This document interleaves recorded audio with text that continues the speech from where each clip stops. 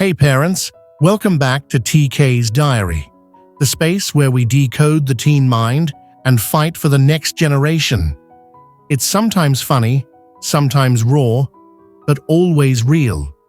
Before we dive in, do me a favor, hit that like button, subscribe, and share this with a parent who needs to hear it. Trust me, this episode is a game changer.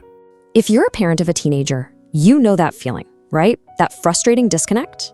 Well, today we're going to explore why teens really rebel, and we're going to turn the camera around.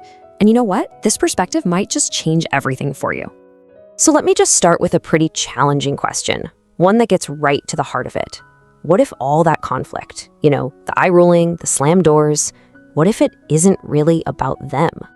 Because the core idea we're digging into here is that the answer, well, it might be staring right back at you. The change we want to see in our kids so often has to start with the person in our own mirror.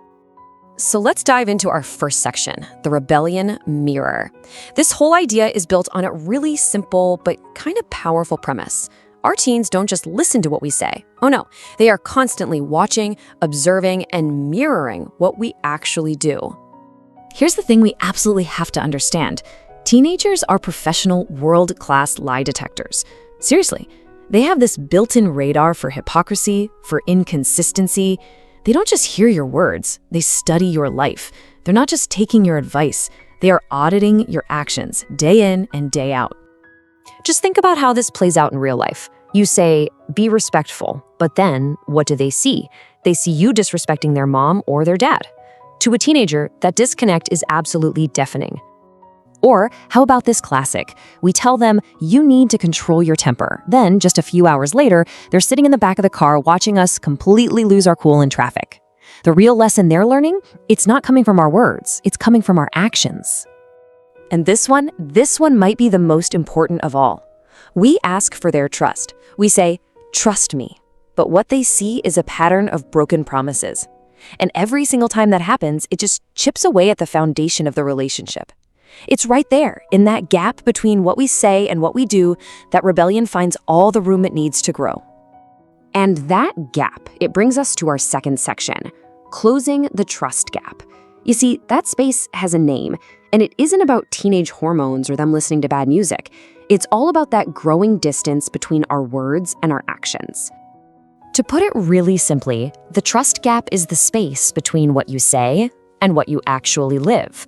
It's the distance between the values you preach and the life you lead. And the wider that gap gets, well, the more room there is for conflict. And the consequence of this is huge. Because where there's no trust, there is zero influence. It really is that simple. Your ability to guide them, to help them, it just evaporates. Trust is the currency of your relationship. Now, I know this might all sound a little heavy, a little bleak even, but this is actually where things start to get really hopeful. Because the way back, the way to fix this, it's not about being a perfect parent. No way. It's about being an authentic one, a real one. I mean, just imagine the power of saying, you know what? I messed up. I'm learning too. In that one moment, all those defensive walls just come tumbling down. You stop being a lecturer and you become a fellow human being on a journey. And that is something a teen can actually connect with. So how do we actually do this? How do we put it into practice?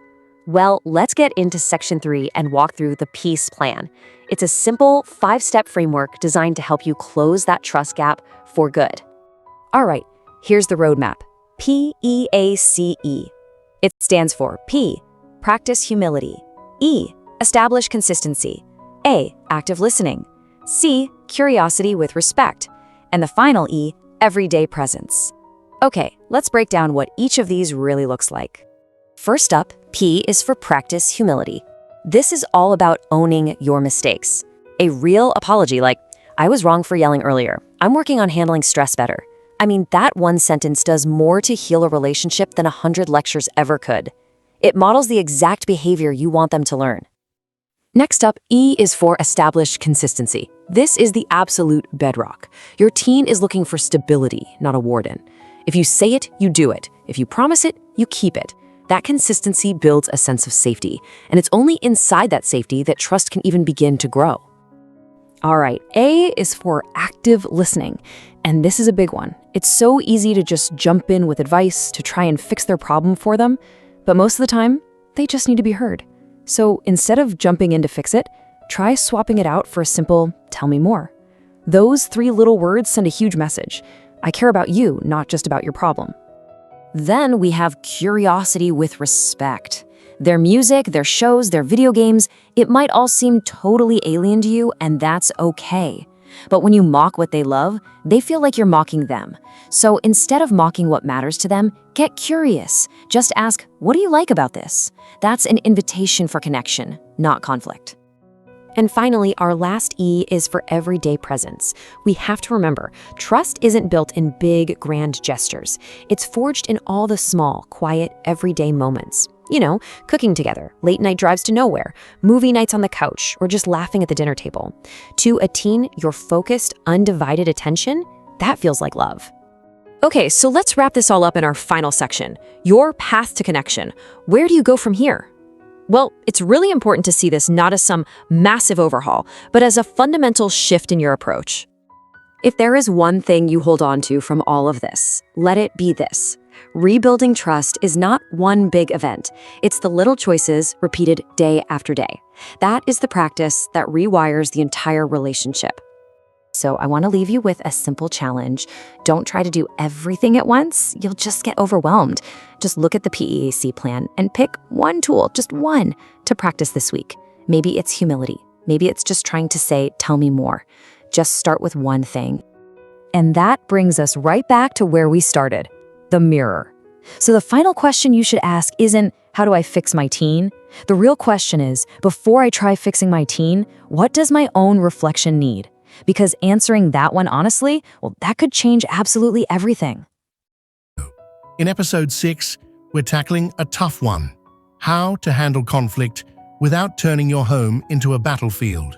So hit subscribe, and remember, if you need prayer, coaching, or guidance, message us on WhatsApp at +234 8169 495 458. You don't have to walk this journey alone.